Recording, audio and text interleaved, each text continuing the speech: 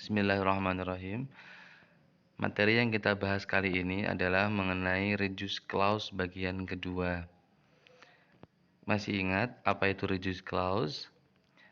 Reduced clause adalah klausa atau kumpulan dari kata-kata yang terdiri dari subjek atau predikat, subjek dan verb kata kerja yang dia dikurangi atau disingkat tidak lengkap elemennya. Misalnya dalam kalimat I can see the woman who is wearing a red dress. Saya dapat melihat seorang wanita yang memakai baju merah. Dalam kalimat ini ada kata who dan to be is yang dibuang menjadi I can see the woman wearing a red dress. Nah, pembuangan kalimat atau pengurangan kalimat ini dinamakan reduced clause. Pada pembahasan sebelumnya, kita juga sudah memahami bahwa ada dua macam reduced clause, yaitu reduced adjective clause dan reduced adverb clause. Perbedaan adjective clause dan adverb clause secara menonjol adalah kalau adjective clause atau klausa adjektif itu menerangkan noun atau kata benda dan juga menerangkan pronoun atau kata ganti. Sedangkan adverb clause itu menerangkan kata kerja, menerangkan kata sifat, juga bisa menerangkan kata keterangan. Nah, kedua kalimat atau klausa ini bisa direduksi atau bisa dikurangi dengan syarat dan cara tertentu. Materi kita kali ini di bagian kedua, fokusnya hanya pada reduced adverb clause. Dalam pembahasan sebelumnya juga sudah dibahas bahwa adverb clause setidaknya ada 7 macam, yaitu verbal clause of time, waktu, place, tempat, cause effect, sebab akibat, purpose, tujuan, condition, pengandaian, kontras, pertentangan, dan manner atau cara.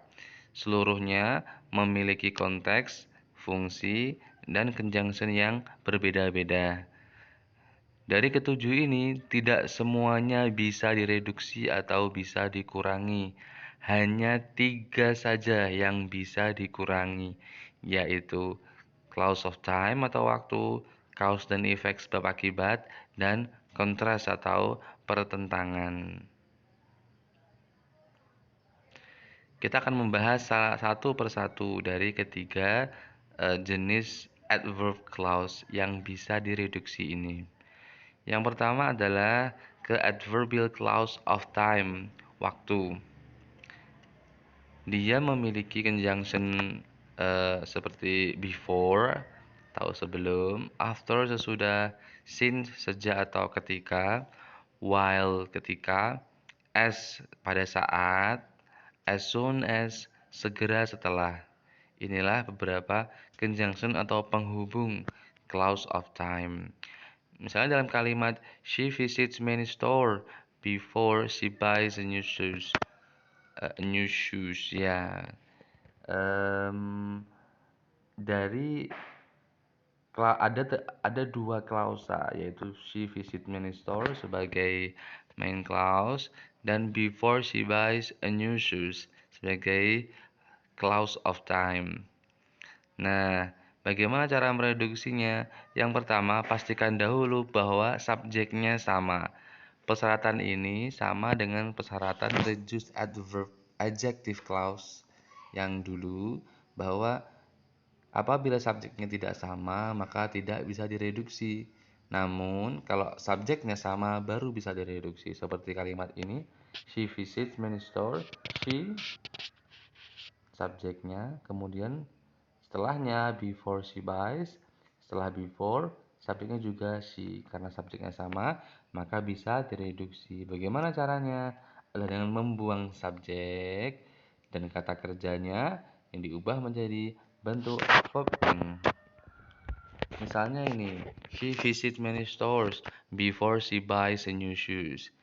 Pastikan bahwa yang dibuang adalah subjeknya, clause of time-nya.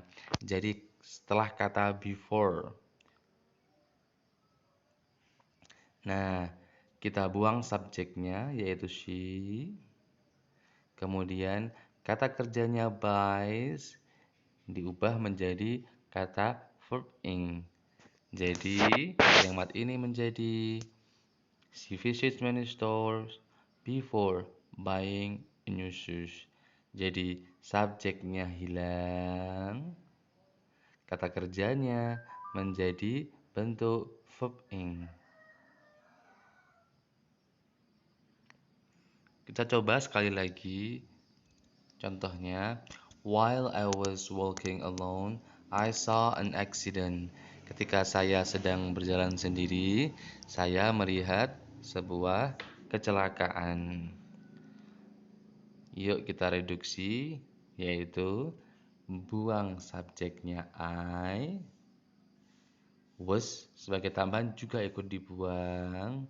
Kemudian kata kerjanya memakai kata kerja bentuk verb ing.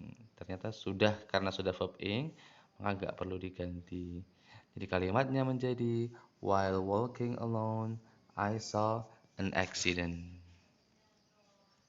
Rumus ini merupakan rumus utama khusus yang pasti untuk conjunction before, after, since, dan while.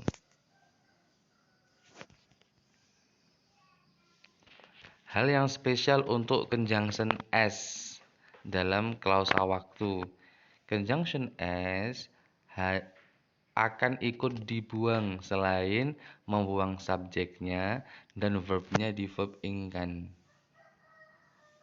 Jadi, apabila memakai conjunction as, maka selain subjeknya dibuang, I-nya dibuang, was-nya pasti to be ikut dibuang, verbnya memakai verb ing, walking.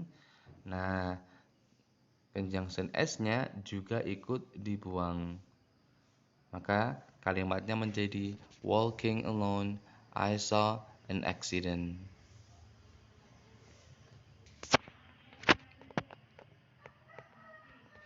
Spesial juga untuk conjunction as soon as atau segera setelah.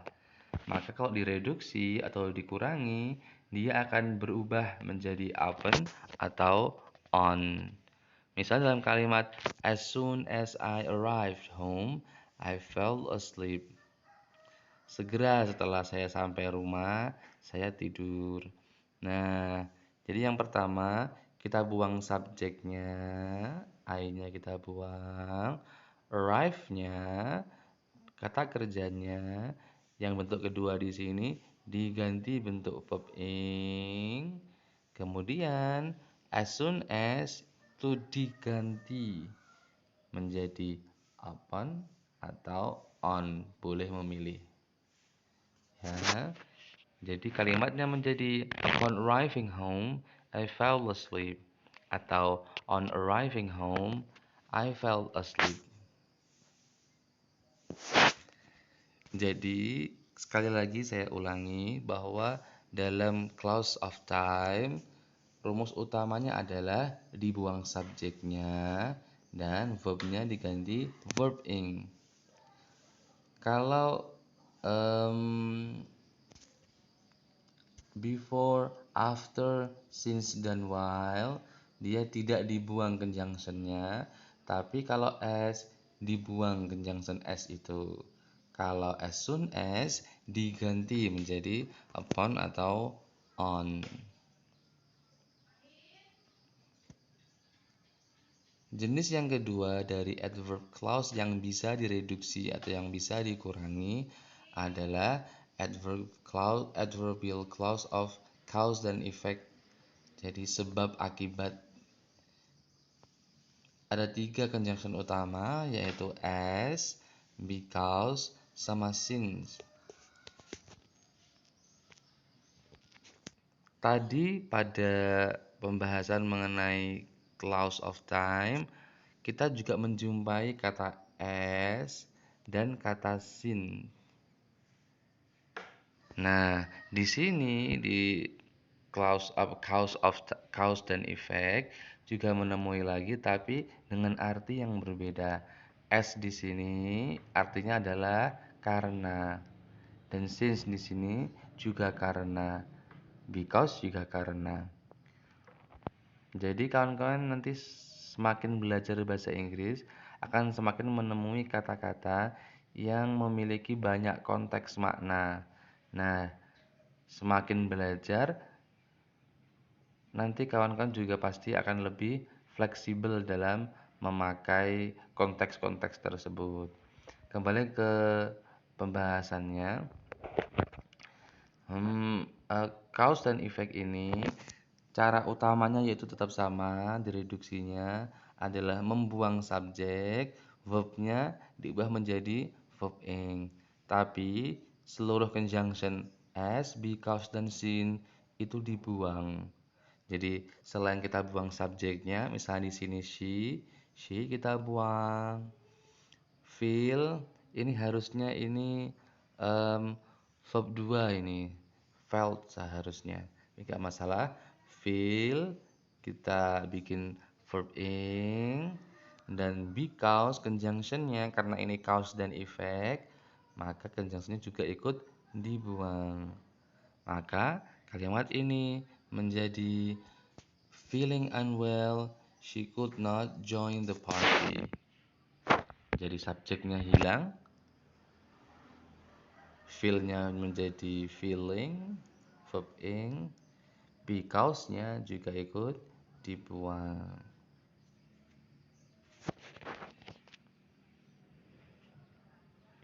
Sekali lagi, coba kita ulangi lagi.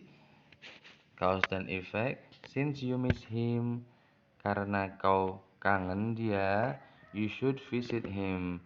Kau seharusnya mengunjunginya. Sebaiknya mengunjunginya. Kita buang subjeknya you, kita bentuk verb ing kata kerjanya miss menjadi missing karena dia clause of cause dan effect, maka conjunction since-nya ikut menghilang. Jadi kalimatnya menjadi missing him, you should visit him.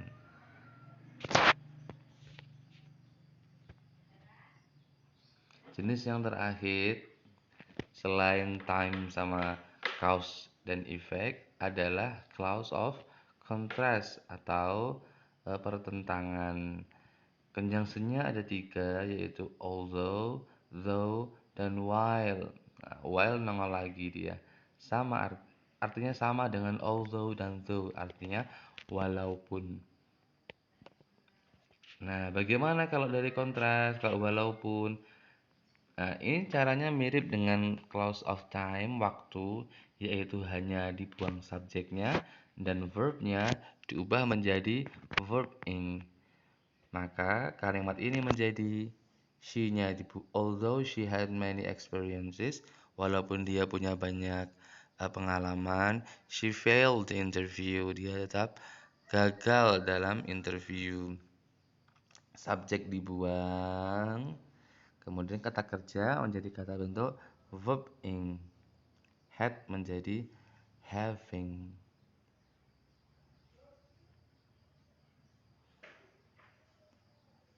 Kawan-kawan harus hati-hati dengan kata-kata had karena kata had yang memiliki makna mempunyai, berasal dari kata have. Nah, have itu ada 2 konteks, yaitu yang pertama konteks yang bermakna kata kerja atau dia kalau bahasa Indonesia artinya mempunyai, berarti dia ikut aturan tenses. Di verb 2 kan bisa, di verb ing kan bisa, having bisa. Dikasih es misalnya jadi has juga bisa, di verb 2 kan menjadi had juga bisa. Tapi ada yang salah satu rumusnya dari tenses atau biasanya disebut dengan auxiliary kalau nggak salah. Nah, dia misalnya have verb 3, had verb 3 lah, itu namanya melengkapi rumus. Nah, kalau di sini have di sini memiliki makna yang artinya mempunyai, walaupun dia mempunyai. Nah, karena dia memiliki makna mempunyai, maka diangkat sebagai kata kerja. Rumus kita kan kata kerjanya diubah menjadi verb ing. Jadi, although having many experiences, she failed the interview. Subjeknya hilang, kata kerja had diubah menjadi verb ing menjadi having.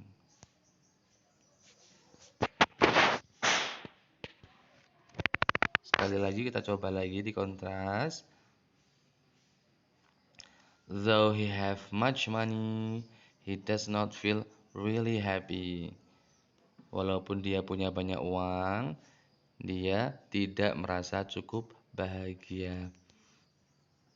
Jadi kita buang subjeknya he dan verbnya kita jadikan verb ing.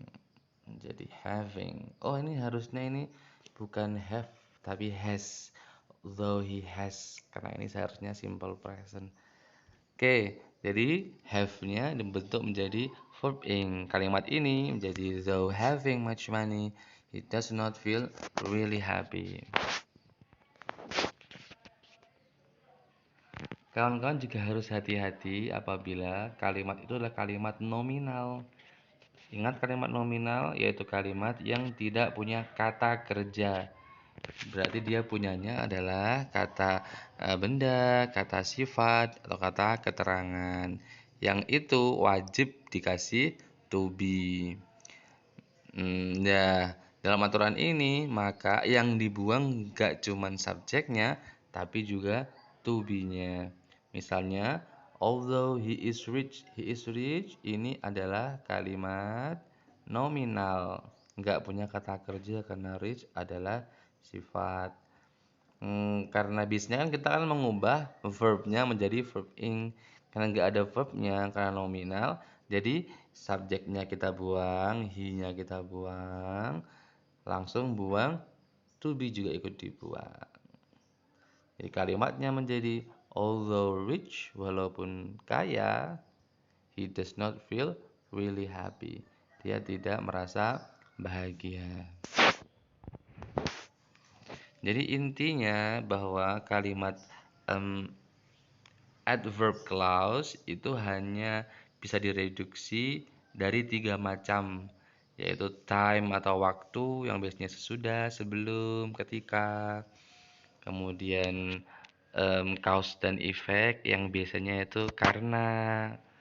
Dan yang terakhir adalah kontras atau yang berlawanan yang biasanya konteksnya adalah walaupun, meskipun. Nah, itu bisa dikurangi dengan syarat subjeknya sama, klausa pertama dan klausa keduanya, dan pada umumnya subjeknya dibuang, kata kerjanya dibuat verb ing.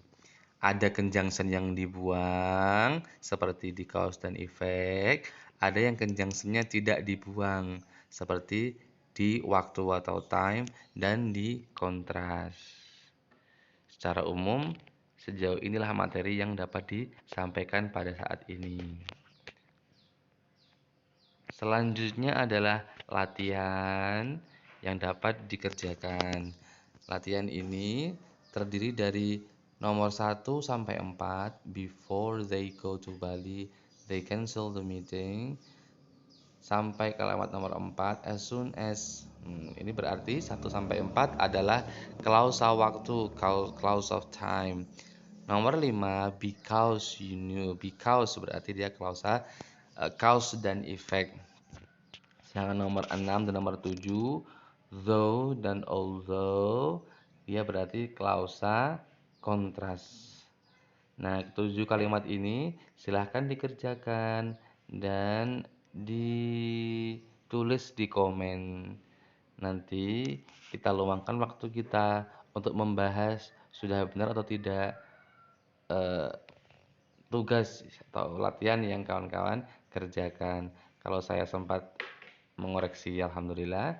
Kalau kawan-kawan misalnya males ngerjain, kawan-kawan juga bisa membantu saya mengoreksi tugas-tugas yang telah dikerjakan oleh kawan lainnya.